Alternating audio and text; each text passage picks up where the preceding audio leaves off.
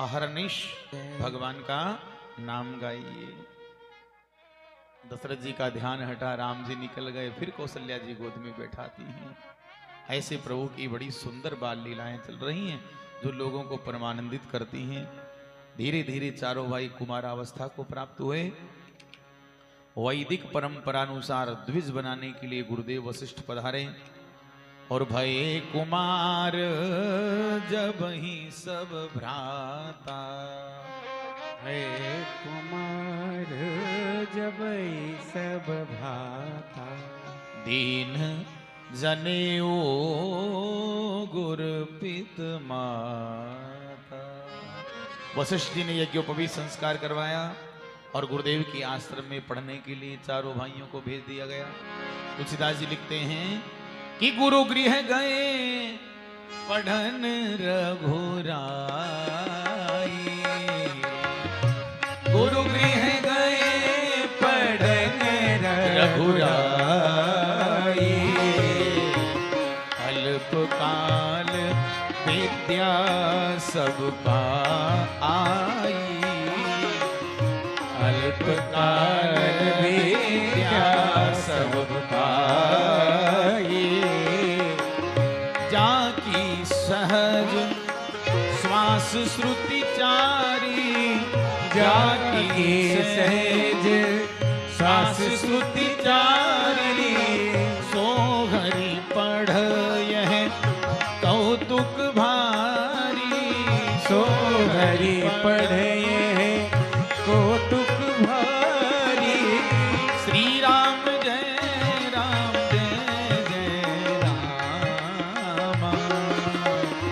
श्री राम जय राम जय जय राम।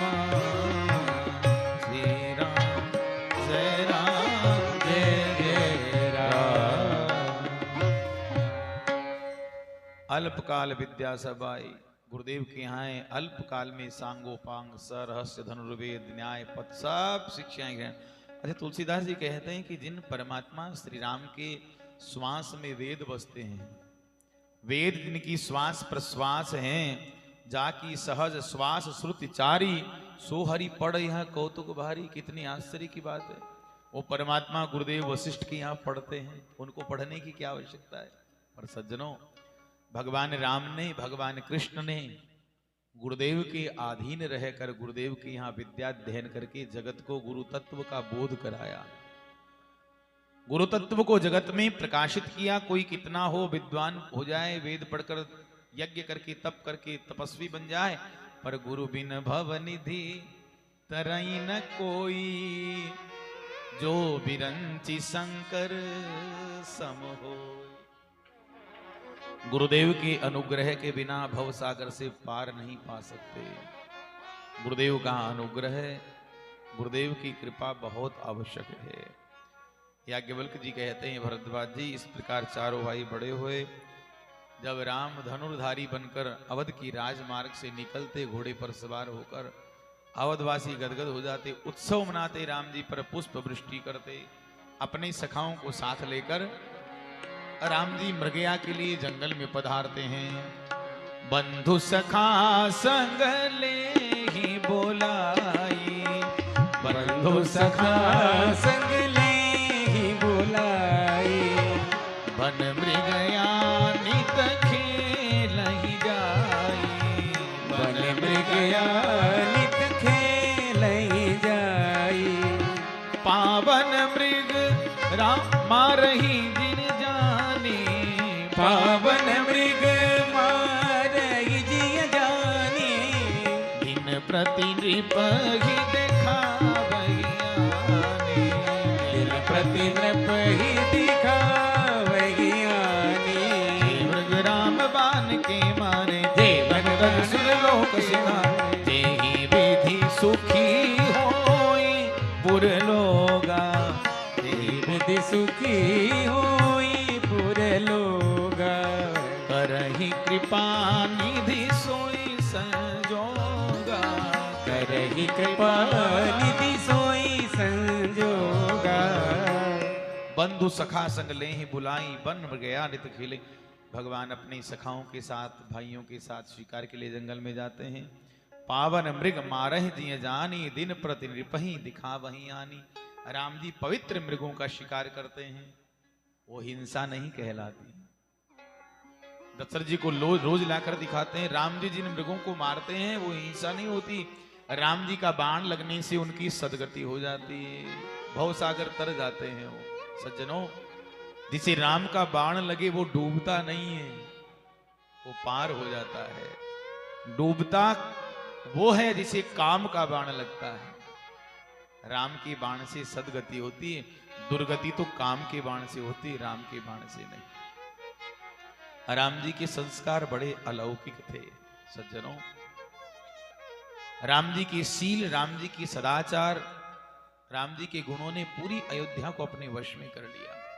प्रात काल उठ कई रघुनाथा, मात पिता गुरु ना वही माथा। जल्दी उठते, जल्दी उठना चाहिए। देखिए, जो लोग सूर्य उदय होने तक सोए रहते हैं वो ध्यान से सुने।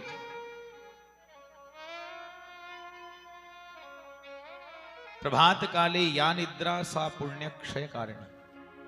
सूर्य उदय होने तक जो सोए रहते हैं उनका किया हुआ पुण्य, उनका सारा सुकृत नाश हो जाता है, उनकी पुण्यों का क्षय हो जाता है। जल्दी उठिए, माता पिता गुरुजनों को प्रणाम कीजिए, ब्राह्मणों को प्रणाम करें, अभिनंदन करें। जल्दी स्नान करना। 3 प्रकार के स्नान होते हैं, ऋषि स्नान, मनुष्य स्नान, राक्षस स्नान, उत्तम मध्यम अधम। उत्तम स्नान ऋषि स्नान होता है जो मंगल वेला में किया जाता है 3-4 बजे। वो नहीं कर पाते हो कोई बात नहीं। मध्यम स्नान मनुष्य स्नान होता है सूर्य उदय होने से पहले, और सूर्य भगवान की उदय होने के बाद जो नहाते रहो। कौन कहने सुनने वाला? वो राक्षस स्नान होता है। अधम स्नान कौन कहने सुनने आएगा तुम्हें? नहाते रहो, दिन में कभी भी नहाओ नहीं, ऐसा नहीं करना चाहिए। भगवान राम के आदर्श इनको जीवन में अपनाना चाहिए। हम रामचरितमानस सुन रहे हैं, श्री अवध में विराजमान है। राम जी की सदाचार, राम जी का शील, राम जी के गुण, राम जी के आदर्श, इनको हमें जीवन में उतारना चाहिए। भगवान राम ने लीलाएं धरती पर की ही इसलिए, वो जानते थे कि हमारा एक एक गुण, हमारा सदाचार, हमारी शील, हमारे आदर्श जगत के लिए प्रमाण बन जाएंगे। विशुद्ध मानव चरित्र है भगवान राम का, ईश्वरी चरित्र नहीं है। यद्यपि राम जी पूर्ण ब्रह्म हैं, तथापि उनका जो चरित्र है वो विशुद्ध मानव चरित्र है। आय सुमांग करहि पुर काजा, देखी चरित हर सही मन राजा। गुरुदेव को प्रणाम करते, पिताजी को प्रणाम करते, अग्निहोत्र करते, ब्राह्मणों को दान देते, और दशरथ जी से, वशिष्ठ जी से आज्ञा मांग कर प्रजा का कार्य देखते, राजकाज देखते। राम जी के चरित्र देख देख कर श्री दशरथ जी गदगद हो जाते, नेत्र भराते, हृदय भराता। वाह! तुलसीदास जी ये कथा कहने के बाद यहां प्रसंग बदल रहे हैं। यह सब चरित कहाँ में गाई, आगिली कथा सुनहु मन लाई। यह सब चरित कहाँ में गाई, आगिली कथा सुनहु मन लाई। विश्वामित्र महामुनि ज्ञानी, बसहि विपिन शुभ आश्रम जानी। विश्वामित्र महामुनि ज्ञानी, बसहि विपिन शुभ आश्रम जानी। जह जप यज्ञ जोग मुनि करही, अति मारीच सुबाहु ही डरही। जह जप यज्ञ जोग मुनि करही, अति मारीच सुबाहु आगे की कथा कहते हैं कि विश्वामित्र महामुनि ज्ञानी, बसहि विपिन शुभ आश्रम जानी। विश्वामित्र नाम के परम तपस्वी महात्मा विपिन में, वन में निवास करते हैं, आश्रम बनाकर रहते हैं। महामुनि और ज्ञानी शब्द का प्रयोग किया है। महान विद्वान है, महान ज्ञानी है। आश्रम में निवास करते हैं, जंगल में रहते हैं, जहाँ जप यज्ञ जोग मुनि करहीं, जप तप साधन यज्ञ करते हैं, पर अति मारीच सुबाहु डरहीं। और ये मारीच सुबाहु आदि राक्षसों से भयभीत रहते हैं। क्षत्रिय कुल में जन्म हुआ इनका। चंद्रवंशी सम्राट गाधी के पुत्र थे। क्षत्रिय कुल में जन्म लेकर इनके मन में धारणा बैठ गई कि भगवान तो ब्राह्मणों को ही मिलते हैं। तो भगवान को पाने के लिए ब्राह्मण बन गए, जंगल में चले आए और भगवान ने इनकी अवधारणा को गलत सिद्ध कर दिया। भगवान की प्राप्ति के लिए कोई वर्ण विशेष नहीं है, जिसके मन में भाव है, प्रेम है, भगवान उसी को मिल जाएंगे। दशरथ जी के घर क्षत्रिय कुल में भगवान रघुवंश में प्रकट हो गए। विश्वामित्र जी जंगल में रहते हैं, जब तब साधन करते हैं, महान ज्ञानी, पर राक्षसों से डरते हैं। भाई ज्ञानी को भय किस बात का, क्यों भयभीत क्यों? देखो, अगर ज्ञान में भक्ति ना मिले, अगर ज्ञान में भक्ति ना मिले तो बड़े बड़े ज्ञानियों को भी भयभीत होना पड़ता है, डरना पड़ता है। गाधि तनय मन चिंता व्यापी, हरि बिनु मरहि न निस्तर पापी। विश्वामित्र जी के मन में बड़ी चिंता है, क्योंकि ये पापी, ये निशाचर, इनका उद्धार केवल भगवान ही कर सकते हैं, वो तो भगवान के अलावा कोई नहीं मार सकता। वे चिंतित हैं, तभी पता चला, तब मुनिवर मन कीन विचारा, प्रभु अवतरे हों हरन मही भारा। विश्वामित्र जी को पता चला कि परमात्मा धरती का भार दूर करने के लिए धरती पर रघुकुल में, रघुवंश में दशरथ जी के पुत्र बनकर प्रकट हो चुके हैं।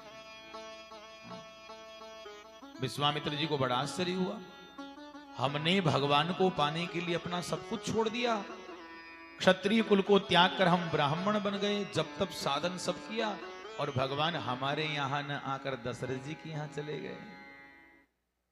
तो सोचा, चलो इस बहाने मैं दशरथ जी से मिलाऊंगा और राम जी को लीवा लाऊंगा, वे हमें सनाथ कर देंगे, राक्षसों का उद्धार करेंगे। तो संतों को कहा कि जब तक हम लौट कर नहीं आए, यज्ञों को सुप्त रखो। विश्वामित्र जी मार्ग में चले जा रहे हैं, सोच रहे हैं कि हमारी विरक्तता से दशरथ जी की गृहस्थ जीवन कितना उदात्त है। हमने इतना चाहा भगवान को, उनके लिए इतना तप किया, फिर भी वो हमें ना मिले। दशरथ जी ने कुछ नहीं किया, घर में ही रहे, दशरथ जी क्या आ गए। इसका मतलब हमारे विरक्तता से दशरथ जी का गृहस्थ जीवन उदात्त है। सज्जनों, जिस घर में संत आए, जिस घर में अतिथि आए, जिस घर में भक्त आए, वो घर भगवान के लिए भी खुला है। इसलिए हमारे संतों ने कहा, धन्यो गृहस्थाश्रम, गृहस्थ आश्रम धन्य है। कितना भी विरक्त महात्मा हो, बड़ा महात्मा हो, तपस्वी महात्मा, अंत में भिक्षा के लिए गृहस्थी के आंगन में ही जाना पड़ता है। भगवती भिक्षाम देहि। आपने कबीर जी का इतिहास तो सुना होगा। कबीर जी के पुत्र का नाम था कमाल। कबीर जी अपने पुत्र पत्नी के साथ घर में रहते। अच्छा, कबीर जी का नियम था, जो भी आता उसको कहता कि देखो, कहते कि भाई देखो, बिना भोजन किए मत जाना, भोजन करके ही जाना। अच्छा, कबीर जी तो कह देते, पर उनकी पत्नी और बेटा पर मुसीबतों का पहाड़ टूट पड़ता, क्योंकि खाने के लिए कुछ घर में होता नहीं। एक दिन कमाल ने समझाया, पिताजी आपको बोलने में कोई जोर नहीं आता, खाना खाकर जाना, पर घर में कुछ है ये नहीं, कम से कम बोलने से पहले सोच तो लिया करो। कबीर जी कहते हैं, बेटा ये गृहस्थ आश्रम है, घर में आंगन में आए अतिथि को भोजन के बिना कैसे जाने दे। अरे कहा, पिताजी वो तो ठीक है, पर मुसीबत तो हमारी हो जाती है। आप तो कह देते हैं, पर मुसीबत हमारी हो जाती है, खाने के लिए कुछ नहीं घर में। कबीर ने कहा, अच्छा तो ठीक है, चोरी करेंगे, चिंता मत करो, चोरी करेंगे। कमाल को आश्चर्य हुआ, बड़ी जोर की बात है, संत हैं, चोरी की बात कर रहे हैं। एक दिन वास्तव में रात के समय कमाल को लेकर कबीर जी चोरी करने चल पड़े। रास्ते में कहा, देखो बेटा कमाल, किसी अमीर के घर का ताला तोड़ना है। हाँ? अरे अमीर के यहां थोड़ा बहुत कम हो जाए तो कोई फर्क नहीं पड़ेगा, पर किसी गरीब का ताला नहीं तोड़ना है घर का। कमाल को बड़ा आश्चर्य, चोरी करेंगे? और वास्तव में कबीर जी एक मकान के पास जाकर दरवाजे के नीचे खोदने लगे। कभी कमाल ने सोचा हद हो गई अब तो। दरवाजा तोड़कर कबीर जी अंदर गए। कहा कमाल एक बात बताओ, भोजन में सबसे ज्यादा समस्या तुम्हें अन्न की ही होती है? हाँ हाँ पिताजी। तो ठीक है बेटा, हम केवल अन्न ही चुराएंगे, अन्न के अलावा कुछ नहीं चुराएंगे। एक आध बोरी गेहूं बाजरे की चुराई, जाने लगे। कबीर जी ने कहा रुको कमाल, मैं घर के मालिक को कहे आता हूं कि भैया हम तुम्हारे यहां चोरी करके जा रहे हैं। कमाल ने कहा गजब हो गया, ऐसी भी चोरी होती? अरे पिताजी, चोर कहीं मालिक को कहते हैं कि हम चोरी करके जा रहे हैं? मार पड़वानी थी तो क्यों लाए अपने साथ? कहीं चोर बताता है मालिक को हम चोरी करके जा रहे हैं? कबीर जी ने कहा तो क्या हुआ, हम कोई दान पुण्य तो करने आए नहीं है, चोरी करने आए हैं। घर का मालिक बेचारा सवेरे रोए धोए उसका माल चला जा रहा है, चारों तरफ ढूंढेगा। अरे इससे अच्छा है कि हम खुद ही उसको बता दें कि भैया हम तेरा सामान लेकर जा रहे हैं, कम से कम ढूंढना तो नहीं पड़ेगा। कमाल ने कहा हद कर दिया। अरे पिताजी, इसको पता लग जाएगा, सवेरे गांव में हल्ला मच जाएगा, लोग कहेंगे कबीर चोर है, कबीर चोर है, हमारी बदनामी होगी, लोग हमारे घर आना बंद कर देंगे। कबीर जी ने कहा तो मैं भी तो यही चाहता हूं, हमारी बदनामी हो, लोग हमें चोर कहें और हमारे घर सब आना बंद कर दें, तो तुम्हारी मुसीबत खत्म हो जाएगी, फिर किसी को खिलाना नहीं पड़ेगा। अरे पुत्र, ये गृहस्थ धर्म है, घर में आए अतिथि को भूखे जाने नहीं दे सकते हैं। तो धन्यो गृहस्थाश्रम। भारत के महान ऋषि आज दशरथ जी के आंगन में चले आ रहे हैं। मुनि आगमन सुना जब राजा, मिलन गयो ले विप्र समागा। दशरथ जी ने सुना विश्वामित्र जी के आगमन का समाचार, ब्राह्मणों को, संतों को, समाज को लेकर साथ चले। करी दंडवत मुनि सन्मानी, निज आसन बैठा रे निहार। सम्मान किया, चरणों में प्रणाम किया। हे महामुने, एक बात तो निश्चित है, हमने पुण्य किए ना किए, पर हमारे बुजुर्गों ने, हमारे पूर्वजों ने निश्चित पुण्य किए हैं, उन्हीं का पुण्य प्रताप है। आप जैसे संत का आज हमारे अवध में चरण पधरावणी हुई। आइए, आदर सहित महल में ले गए, आसन पर बैठाया, रानियों ने प्रणाम किया, राम जी ने, लक्ष्मण जी ने प्रणाम किया। राम जी को विश्वामित्र जी देख रहे हैं टकटकी लगा। अब डरते डरते दशरथ जी प्रणाम करके कहते हैं,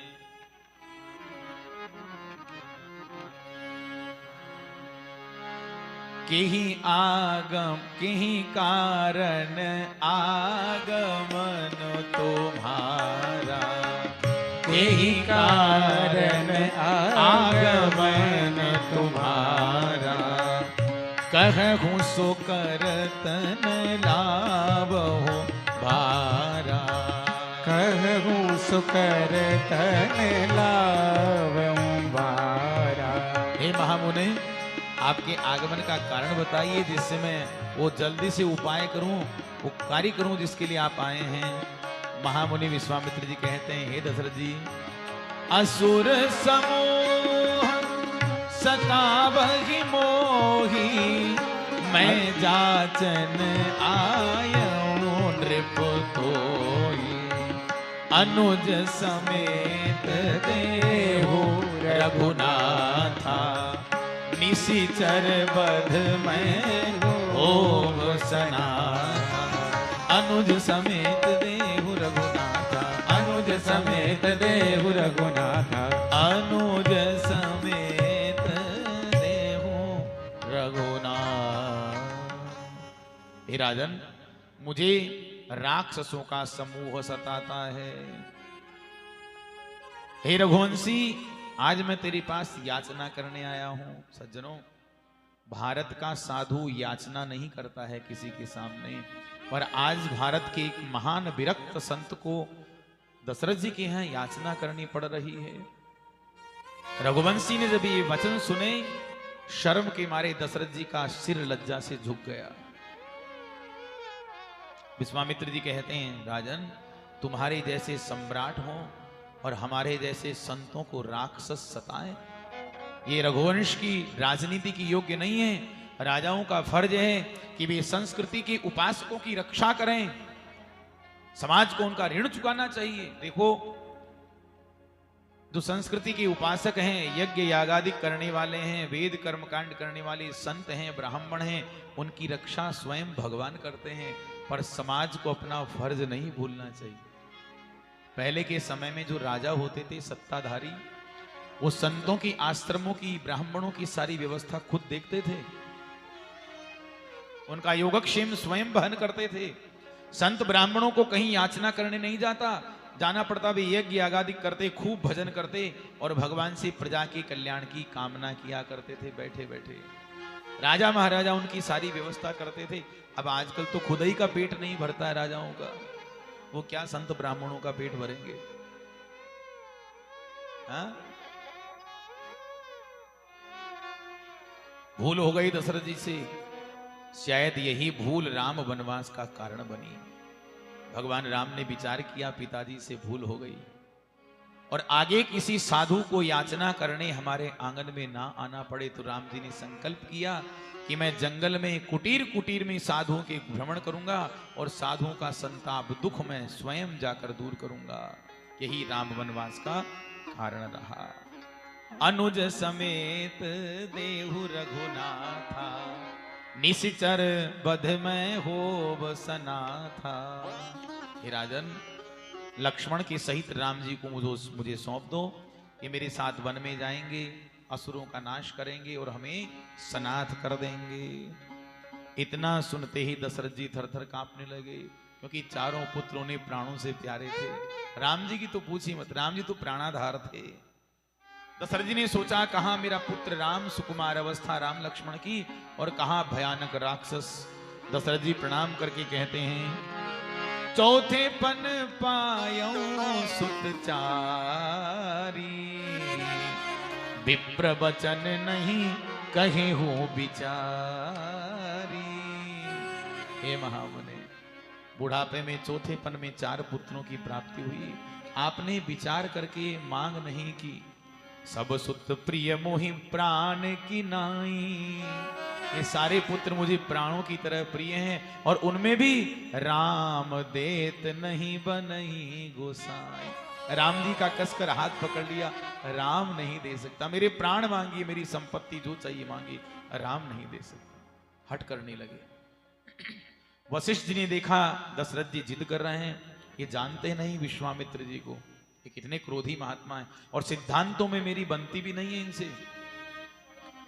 राजा ज्यादा जिद करेंगे तो विश्वामित्र जी सोचेंगे क्यों ना हो, आखिर हैं तो वशिष्ठ जी की यजमान, अरे हमारी बात क्यों मानेंगे। और कहीं क्रोध में आकर हमारे चेला को श्राप दे दिया विश्वामित्र जी ने, तो हमारे शिष्य का अहित हो जाएगा।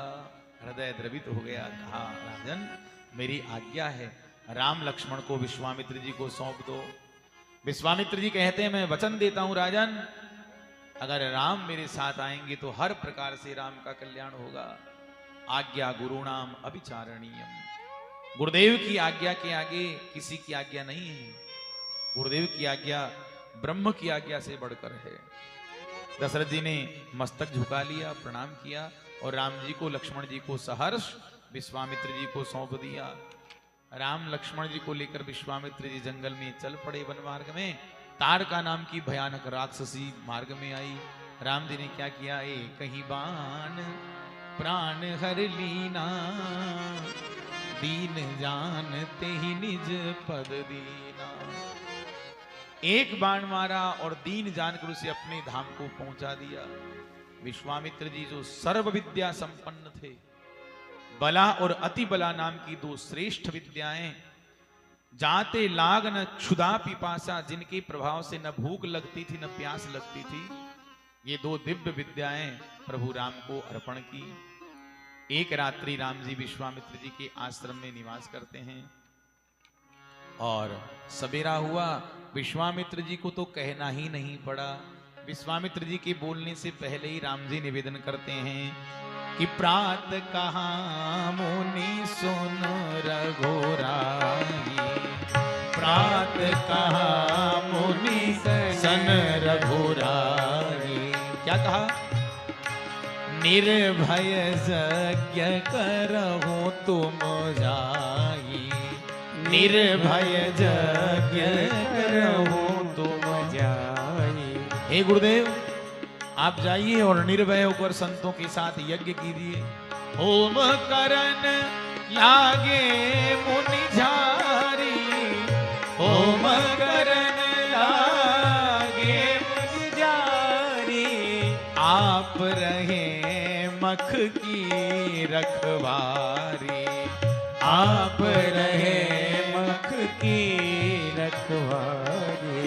होम करन लागे मुनि झारी, होम करन लागे मुनि झारी, आप रहे मख की रखवार। विश्वामित्र जी संतों के साथ यज्ञ करने लगे। राम जी लक्ष्मण जी के साथ धनुष बाण हाथ में लेकर पहरा देने। यज्ञीय संस्कृति की रक्षा करने वाले भगवान राम यज्ञ की रक्षा के लिए तैनात हैं। संतों के द्वारा यज्ञ प्रारंभ हुआ। यज्ञ का पवित्र धूम आकाश में उठा। धुआं देखकर मारीच सुबाहु अमंगल द्रव्य लेकर दौड़े विघ्न करने के लिए। राम जी ने देखा मारीच सुबाहु आ रहे हैं, तो राम जी ने क्या किया, बिनु फर बाण राम तहि मारा, सत जोजन का सागर पारा। मारीच को बिना फल का खंडित बाण मारा। राम जी का अखंड बाण जिसे लगे उसकी गति हो जाती है। राम जी ने मारा नहीं, खंडित बाण मारा। क्यों? राम जी ने सोचा कि मारीच हमारी लीला का महत्वपूर्ण पात्र है, और मारीच को हमने यदि वध कर दिया तो रावण फिर अनुकूलता किससे लेगा। तो रावण को अनुकूलता देने के लिए राम जी ने सत योजन का सागर पारा, 100 योजन 400 को समुद्र की पार लंका के तट पर फेंक दिया। सुबाहु को देखकर राम जी ने अग्न्यास्त्र चलाया, आकाश में जलाकर राख कर दिया। जय जयकार राम जी की होने लगी। सबने पुष्प वृष्टि की। सज्जनों, इस प्रसंग के पीछे एक बहुत सुंदर तात्विक प्रसंग है। देखिए, जब तक विश्वामित्र जी के यहां राम जी लक्ष्मण जी नहीं आए, यज्ञ पूर्ण नहीं हुए निर्विघ्न। राम जी लक्ष्मण जी के आने के बाद ही संतों का यज्ञ निर्विघ्न पूर्ण हुआ। इसका मतलब हमारे संत कहते हैं कि हमारा ये मानव जीवन भी एक तरह का यज्ञ है। हमारे जो बुरे विचार हैं, दूषण हैं, हमें इस जीवन रूपी यज्ञ को निर्विघ्न पूरा नहीं करने देते आनंद से।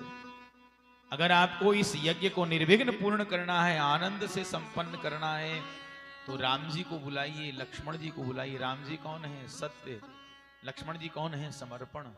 आपके जीवन में सत्य आएगा, समर्पण का भाव आएगा, तो आपका ये यज्ञ निर्विघ्न पूर्ण हो जाएगा। कहीं कोई समस्या नहीं होगी, आनंद से संपन्न होगा। विश्वामित्र जी का यज्ञ पूर्ण हुआ। आश्रम में 2-4 दिन बीते। अब विश्वामित्र जी सोचते हैं कि चलो अब राम को जनकपुर ले चले। वहां जानकी जी का स्वयंवर हो रहा है। धनुष यज्ञ का आयोजन जनक जी ने किया है।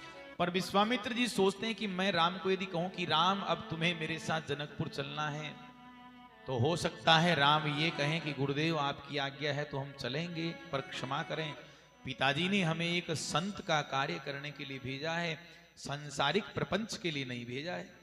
और जनकपुर में तो राजा जनक की कन्या का स्वयंवर है, घर गृहस्थी का झंझट हमको क्यों जाना। अगर ऐसा कदाचित राम ने कह दिया तो हम निरुत्तर हो जाएंगे, हम क्या जवाब देंगे। विश्वामित्र जी ने बहुत बुद्धिमानी पूर्वक सुंदर जवाब दिया। कहा, राम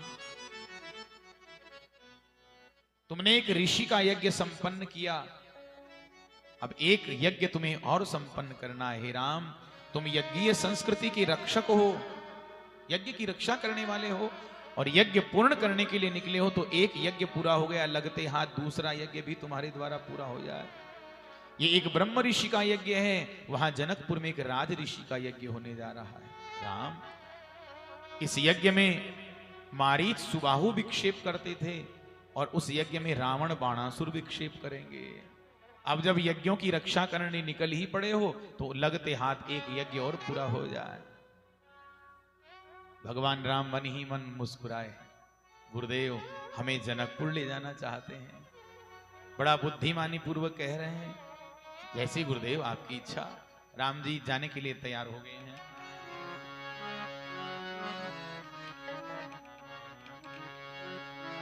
धनुष यज्ञ सुनी रघुकुल नाथा, हरसि चले मुनिवर के साथा। प्रसन्न होकर राम जी लक्ष्मण जी महामुनि विश्वामित्र जी के साथ जनकपुर के लिए प्रस्थान करते हैं। भक्तवत्सल भगवान की जय। मार्ग में एक आश्रम दिखाई दिया। आश्रम एक दीख मगमाही, खग मृग जीव जंतु तह नाही। एक पत्थर देह है, एक शिला आश्रम के दरवाजे पर पड़ी है। राम जी ने पूछा, गुरुदेव ये आश्रम किसका है? चारों ओर नीरव शांति छाई हुई है, पशु पक्षी कोई नहीं दिख रहा है। पूछा मुनि शिला प्रभु देखी, सकल कथा मुनि कहा विसेखी। ये पत्थर देह किसकी है? ये क्या चाहती हैं गुरुदेव? विश्वामित्र जी मन ही मन हंसे, वाह राम, तुम सब कुछ जानते हो और फिर भी मुझसे पूछते हो, तो सुनो। गौतम नारी साप बस, उपल देह धरी धीर, चरण कमल रज चाहती, कृपा करहु रघुवीर। हे राम, ये पत्थर देह है, ये मूर्ति है, ये ऋषि पत्नी अहिल्या है, ये गौतम ऋषि का आश्रम है। अहिल्या से भूल हो गई, गौतम ऋषि ने श्राप दे दिया। हे राम, इन्होंने अपार तप किया है, ये आपके चरणों की रज चाहती है, चरण कमल की रज से इसे पवित्र कीजिए, चेतना लाइए। इंद्र अहिल्या पर आसक्त हो गए, गौतम ऋषि का रूप लेकर आए, अहिल्या का शील भंग किया। गौतम ऋषि ने श्राप दिया, जा तू पत्थर की देह बन जा, तेरी देह पत्थर की हो जाए। इंद्र तेरे शरीर में सहस्त्र भग हो जाए, 1000 छिद्र हो जाए। चरणों में गिरकर रोने लगी, महाराज श्राप का निवारण अनुग्रह कीजिए, काटी काटी कर रो मत। त्रेता युग में परमात्मा जब श्री राम के रूप में नरावतार धारण करेंगे, उनकी चरण कमल की रस से तुम्हारा उद्धार हो जाएगा। तब से पत्थर की मूर्ति बनी अहिल्या प्रभु राम के आने का इंतजार कर रही है। सज्जनों, इस अवसर पर राम जी के सामने धर्म संकट खड़ा हो गया। किसी भी स्त्री को चरण छुआना ये अविवेक माना जाता है, और वो भी रघुवंशी राम। राम जी के तो चरित्र में पग पग पर मर्यादा है, और सामने कौन? ऋषि पत्नी। राम जी को बड़ी मुसीबत हो गई। कई संत कहते हैं राम जी ने चरण नहीं छुआया, तो बोले राम जी ने चरण कमल को जैसे ही ऊपर किया मूर्ति के ऊपर, हवा का झोंका चला, और हवा के झोंके के साथ राम जी के चरणों में लगी हुई धूल के कण पत्थर देह अहिल्या पर पड़े, चेतना जागृत हो गई। पर हमारे तुलसीदास जी कहते हैं नहीं नहीं, राम जी ने उस पत्थर की देह पर अपना चरण छुआया। राम जी के पवित्र और शोक नाश करने वाले चरण कमल का स्पर्श जैसे ही हुआ, उस पत्थर की मूर्ति में चेतना, जड़ में चेतना जागृत हो गई। वह ऋषि पत्नी के रूप में प्रकट हो गई। आंखों से अश्रुधार बह रही है। प्रभु का दिव्य दर्शन किया, चरणों में प्रणाम कर।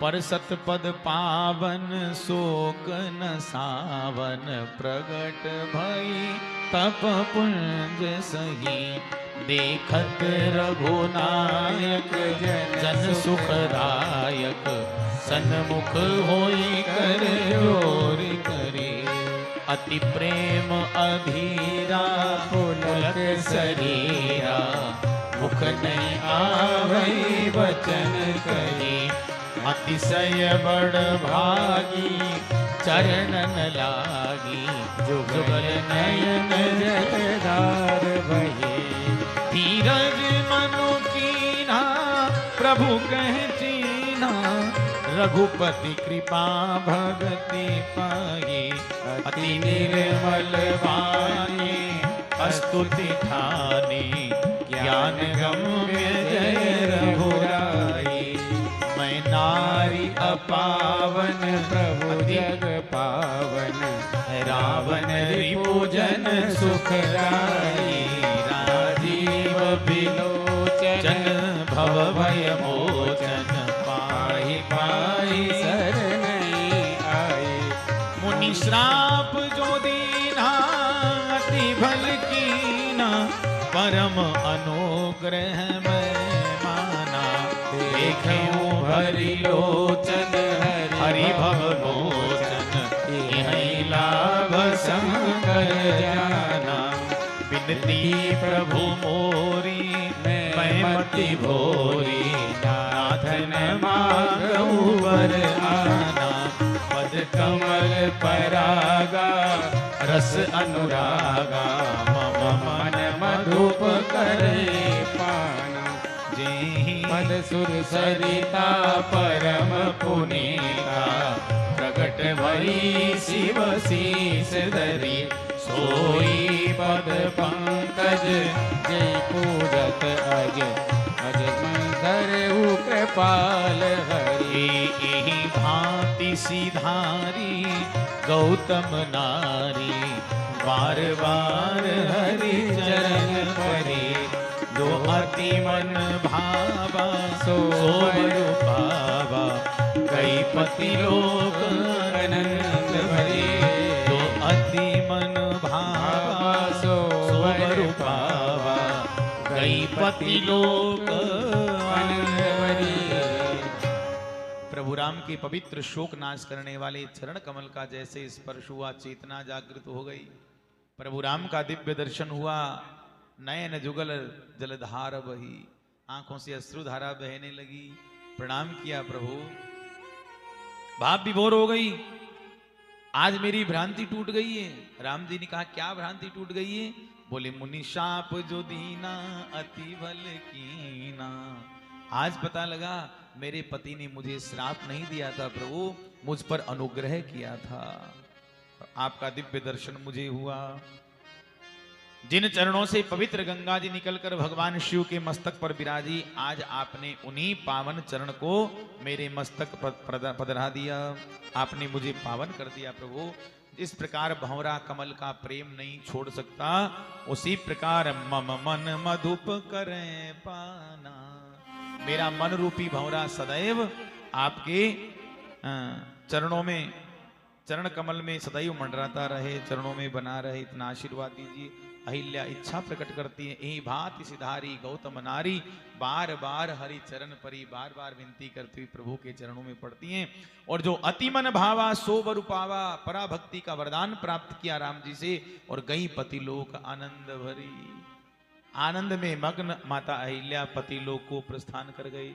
इस अवसर पर श्री विश्वामित्र जी ने राम जी के मस्तक पर हाथ रखा और कहा, राम आज से तुम पतित पावन बन गए हो। हे राम तुम पतित पावन हो। रघुपति राघव राजा राम, देखो रघुपति तो थे ही, रघुवंश के पति थे। राघव राम जी को सब बोलते ही थे, अयोध्या जी में राम राघव बोलते थे। रघुपति राघव राजा राम, रघुवंश की परंपरा के अनुसार राजा राम थे ही, ज्येष्ठ पुत्र थे तो राजा अयोध्या के वही थे। रघुपति राघव राजा राम अब बन गए पतित पावन, और बाकी रह गया सीताराम। उसके लिए राम जी अपनी यात्रा आगे बढ़ाते हैं। लक्ष्मण जी को साथ लेकर गुरुदेव विश्वामित्र के साथ आगे बढ़े। सज्जनों, गंगा किनारे प्रभु पहुंचते हैं। गादि सोनु सब कथा सुनाई, देह प्रकाश सुरसरी मही आई। भगवान विश्वामित्र ने राम जी को, लक्ष्मण जी को गंगावतरण की पवित्र कथा सुनाई, और राम जी गंगा जी में स्नान करते हैं। तुलसीदास जी ऐसे स्नान करा रहे हैं राम जी को गंगा जी में, मानो राम जी को एक स्त्री का, ऋषि पत्नी का अपना चरण छुआए तो पाप लग गया है, और मानो राम जी अपना पाप गंगा मैया में धो रहे हैं। सज्जनों, ये तो एक कल्पना मात्र है, वरना भगवान को कैसा पाप लग सकता है। समरथ कहूं नहीं दोष गोसाई, रवि पावक सुरसरी की नाई। ये तो राम जी गंगा मैया का गौरव यहाँ बढ़ा रहे हैं।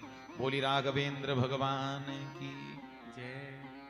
भगवान वहां से जनकपुर पहुंचते हैं। देखिए ईश्वर का सर्जन, देखिए भगवान की कृपा देखिए। सज्जनों का गांव अयोध्या, सज्जनों का नगर अयोध्या भी दुर्जनों से खाली नहीं। मंथरा जैसे दुर्जन यहां भी, और दुर्जनों का गढ़ लंका वो भी सज्जनों से खाली नहीं। विभीषण जी जैसे सज्जन वहां रहते हैं। पर हमारे तुलसीदास जी कहते हैं कि जो जनकपुर है, वो जनकपुर पुर नर नारी सुभग सुचि संता,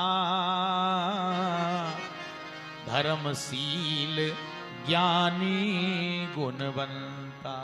जो जनकपुर है उसमें जितने लोग हैं निवास करते हैं, पूर्ण नारी, स्त्री हो पुरुष हो कोई भी हो, हाँ, वो सब सुभग हैं, सुंदर हैं, शुचि पवित्र हैं, संता विचारों से वो महान हैं, संत हैं, धर्मशील बड़े धर्मात्मा हैं, धर्मानुरागी हैं, ज्ञानी हैं, गुणवंता महान गुणवान है, वेदांतियों का नगर है जहां सब संत ही संत है, कोई असंत नहीं है।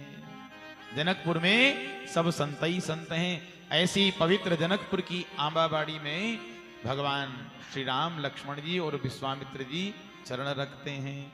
विश्वामित्र जी के आगमन का समाचार जनक जी को मिला। जनक जी समाज के साथ पधारते हैं। विश्वामित्र जी के चरणों में दंडवत किया है। विश्वामित्र जी ने वरद हस्त जनक जी के माथे पर रखा। कहो मिथिलेश सब कुशल हैं? मिथिलापति के नेत्र सजल हो गए सरकार। आज आपके आगमन से हमारी मिथिला पवित्र हो गई, हम धन्य हो गए, हमारा जीवन धन्य हो गया। पधारी। चर्चा चल ही रही थी। इतनी देर में प्रभु राम और लक्ष्मण जो फुलवारी घूमने गए थे, तेही अवसर आए दो भाई, गए रहे देखन फुलवारी देखने गए थे। दोनों भाई आ गए। श्याम गौर मृदु बयस किशोरा, लोचन सुखद विश्व चित चोरा। विश्वामित्र जी ने कहा राम लक्ष्मण ये विदेह राज जनक है, इनके प्रणाम करो इनको। राम जी लक्ष्मण जी ने चरण स्पर्श किए। जनक जी ने आशीर्वाद दिया। जनक जी ने जैसे ही राम जी के मुख कमल की ओर देखा, एक विचित्र आकर्षण, एक प्रबल आकर्षण राम जी के चेहरे में होने लगा। जनक जी सोचते हैं मैं महान वेदांती हूं, मैं नाम रूप को मिथ्या कहने वाला, ब्रह्म सत्यम जगन मिथ्या महान वेदांती, बड़े बड़े ऋषि वेदांत की दीक्षा, योग की दीक्षा मुझसे लेते हैं। अष्टावक्र जी जैसे महान तपस्वी मुझसे शास्त्रार्थ करते हैं, और मैं नाम रूप को मिथ्या कहने वाला, इस बालक में मुझे प्रबल आकर्षण हो रहा है। ये ममता, ये खिंचाव क्यों, ये आकर्षण क्यों? प्रणाम किया विश्वामित्र जी को। कहूं नाथ सुंदर दो बालक, कहूं नाथ सुंदर दो बालक, मुनि कुल तिलक नृप कुल पालक, मुनि कुल तिलक नृप कुल पालक। ब्रह्म जो निगम नेति कही गावा, उभय बेस धरि की सोई आवा, उभय बेस की सोई आवा। सहज विराग रूप मन मोरा, थकित हो दिम चंद चकोरा। जनक जी कहते हैं हे महामुने, कहूं नाथ सुंदर दो बालक, मुनि कुल तिलक के नृप कुल पालक। हे महामुने जल्दी बताइए ये सुंदर बालक कौन है? ये किसी ऋषि कुल के तिलक हैं या नृप कुल की राजकुल की पालक की तरह हैं? ये कौन है? अथवा ब्रह्म जो निगम नेति कहीं गावा, जिस ब्रह्म को वेद भी नेति नेति कहकर वंदन करते हैं, कहीं वही ब्रह्म तो इन दोनों बालकों के रूप में, मूर्त रूप में प्रकट नहीं हो गया है? सहज विराग रूप मन मोरा। हे महामुने, आज मैं अपना सहज स्वभाव आपके सामने प्रकट कर रहा हूं। मैं कहीं भी रहूं पर मेरा मन सदैव ब्रह्म में लगा रहता है। थकित होत जिमि चंद चकोरा। मैं कहीं भी रहूं पर मेरा मन सदैव ब्रह्म में लगा रहता है। पर आज जैसे चंद्रमा पर चकोर की दृष्टि टिक जाती है, हटती नहीं, वैसे ही मेरा चित्त इस बालक के मुख कमल से हट नहीं रहा है। इन्हीं विलोकत अति अनुरागा। इनका अवलोकन, इनको देखकर मेरे मन में अति अनुराग, आकर्षण उत्पन्न हो रहा है। बर बस ब्रह्म सुख ही मन त्यागा। मेरा मन ब्रह्म सुख को त्याग रहा है, इस बालक में चिपक रहा है। क्यों? ये अनुराग है कि राग है? अथवा मेरे मन में ममता का जन्म हो गया है। सज्जनों, राग अनुराग दोनों में फर्क है। संसार का जो आकर्षण है वो राग प्रधान है, और राम जी का परमात्मा का जो आकर्षण है वो अनुराग प्रधान है। विश्वामित्र जी हंसकर कहते हैं, कह मुनि भी हंसी कहीं हो नृपनी का, बचन तुम्हार न हो ही अली का। हे राजन, बिल्कुल ठीक कह रहे हैं आप। ये दोनों अपने रूप माधुर्य से आप जैसे विरक्त साधु तो क्या, अरे हमारे आप जैसे गृहस्थ संत तो क्या, हमारे जैसे मुनियों को, हमारे जैसे विरक्त त्यागियों को भी अनुरागित करते हैं। रघुकुल मणि दशरथ के जाए, मम हित लागी नरेश पठार। ये दोनों अयोध्या के सम्राट रघुकुल शिरोमणि दशरथ जी के पुत्र हैं। श्याम वर्ण के श्री राम हैं, गौर वर्ण के श्री लक्ष्मण हैं। राम कौशल्यानंदन है और सुमित्रा नंदन श्री लक्ष्मण जी हैं। यह सुनकर जनक जी को खूब आनंद मिला, खूब आनंद आया, पर मीठी मीठी ईर्ष्या भी हुई। ईर्ष्या क्यों हुई? जनक जी सोचते हैं कि मैं महान विद्वान तो विद्वान वेदांती तपस्वी हूं, अरे ऐसे बालकों को तो दशरथ जी की यहां से पहले मेरे यहां जन्म लेना चाहिए, और मुझसे पहले दशरथ जी के चले गए। अब इनका पिता तो मैं नहीं बन सकता, तो क्यों ना इनका गुरु बन जाऊं। फिर सोचा नहीं, रघुवंश के गुरु तो भगवान वशिष्ठ हैं। अगर मैं गुरु बनता हूं तो ऋषियों की मर्यादा तोड़ी हुई कहलाएगी, ऋषियों की मर्यादा तोड़ दी, न पिता बन सकता न गुरु बन सकता, तो क्यों न मेरी पुत्री का विवाह होने वाला, इनको दामाद बना लूं। कोई तो संबंध मुझे बनाना ही है इस बालक से। विचार करते करते प्रणाम किया, हे महामुने, आप अकेले आए होते तो मैं आपको तपोवन में ठहराता, पर आपके साथ रघुवंश के राजकुमार अवध के राम लक्ष्मण पधारे हैं। अगर मैंने उचित स्थान ठहरने का नहीं दिया तो मैंने अयोध्या का सम्मान नहीं किया, ये कहा जाएगा।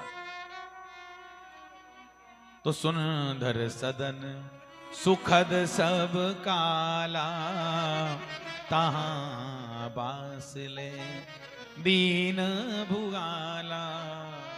सब ऋतुओं में सुख की अनुभूति हो, ऐसे सुंदर सुखद भवन में तीनों को ठहराया। सज्जनों, दोपहर का प्रसाद पाया, थोड़ा विश्राम किया, प्रहर भर दिन शेष रह गया। राम जी की बड़ी सुंदर लीला होती है।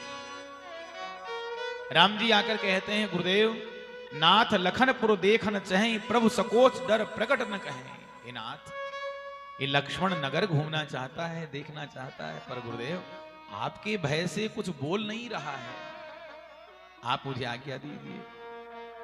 विश्वामित्र जी हंसते हैं, बोले, धर्म सेतु पालक तुम ताता, प्रेम विवश सेवक सुखदाता। हे राम, तुम धर्म सेतु पालक हो। हे तात, तुम अपने सेवकों को सुख देने वाले हो। मैं जानता हूं तुम नगर में क्यों जाना चाहते हो। हा? मन ही मन कहते हैं कि मैं जान गया नगर में क्यों जाना चाहते हैं। ये वेदांतियों का नगर है, जहां राम रूप की सत्ता समाप्त होने में आ गई है।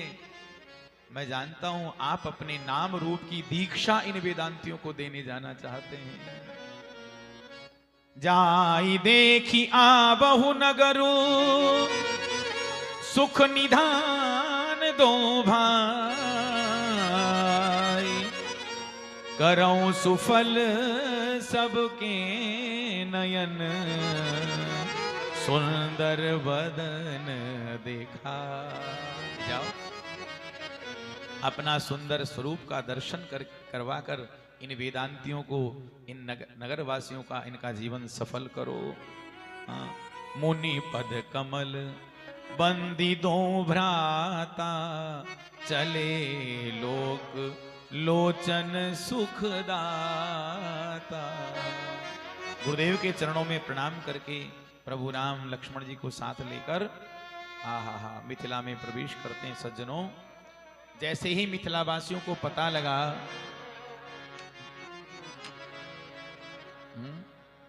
अच्छा देखो, विश्वामित्र जी राम जी को सीख नहीं देते हैं, ये नहीं कहते कि राम अनजान गांव है, सायंकाल होने से पहले आ जाना, कहीं भटक मत जाना, ऐसा नहीं कहते। निवेदन करते हैं जाने का। क्यों? धर्म सेतु हैं, धर्म मर्यादा की रक्षा करने वाले प्रभु राम हैं। हाँ? श्रुति सेतु पालक श्री राम है। अच्छा, राम जी की जगह श्याम जी होते तो 20 बार पांव पकड़ना पड़ता, रे भाई साहब जैसे जा रहे हो राजी राजी वैसे आ जाना, किसी से लड़ाई झगड़ा मत करना, हो चुपचाप आ जाना दादा, सीधे सीधे आ जाना, समझाना पड़ता, सीख देनी पड़ती। पर राम जी को सीख नहीं दे रहे हैं। राम जी तो धर्म मर्यादा के पालक हैं। सज्जनों, जैसे ही राम जी नगर में प्रवेश करते हैं, सुनिए, जिस नगर में राम रूप की स्थिति, नाम रूप की स्थिति बिल्कुल समाप्त कर देने में आ गई थी, उस नगर के नर नारी जैसे ही राम जी के आगमन का समाचार सुनते हैं तो लीजिए, ये पता चला, देखन नगर भूप सुत आए, देखन नगर भूप सुत आए, समाचार पुरवासिन पाए, समाचार पुरवासिन पाए। मिथिलावासियों को पता लगा कि दशरथ जी के पुत्र, राजा के पुत्र नगर घूमने आए हैं, तो ऐसे भागे, धागे धाम काम सब त्यागी, धागे धाम काम सब त्यागी, मन हो रंक निधि लूटन लागी, मन रंक निधि लूटन लागी। श्री राम जय राम जय जय राम, श्री राम जय राम जय जय राम, श्री राम जय राम जय जय राम। काम धाम छोड़कर ऐसे भागे मानो दरिद्री को खजाना मिल जाए, दरिद्री खजाना लूटने के लिए भाग रहा हो, निधि लूटने के लिए भाग रहा हो। 3 प्रकार के दर्शनार्थी राम जी का दर्शन कर रहे हैं। पीछे देखो, पुरुषों की लाइन लग गई राम जी का दर्शन करने के लिए। अच्छा, मिथिलानियां, एक मर्यादा है, मिथिलानियां महल के झरोके में झांक कर देख रही हैं। और तीसरा, बालक बालक वृंद देखी अति शोभा, राम जी के पीछे पीछे बालकों का समाज दौड़ रहा है। 3 प्रकार के दर्शनार्थी राम जी का दर्शन कर रहे हैं। और महल की अट्टालिकाओं से मिथिलानियां आपस में विचार कर रही हैं, सखी देखो कितना सुंदर राजकुमार है, ये कहां के हैं, ये किनके पुत्र हैं, कौन माता ऐसी बड़भागी ने जिसने इनको जन्म दिया है। आपस में चर्चा कर रही हैं। ओ सजनी कौन शहर के राजकुंवर ये कहां से आए रे, ओ सजनी कौन शहर के राजकुंवर ये कहां से आए रे, ओ सजनी कौन शहर के राजकुंवर ये कहाँ से आए रे, ओ कहां से आए रे, सखिए कहां से आए रे, हाँ कहां से आए रे, सखिए कहां से आए रे, ओ सजनी कौन शहर के राजकुंवर कहां से आए रे, ओ सजनी कौन शहर के राजकुंवर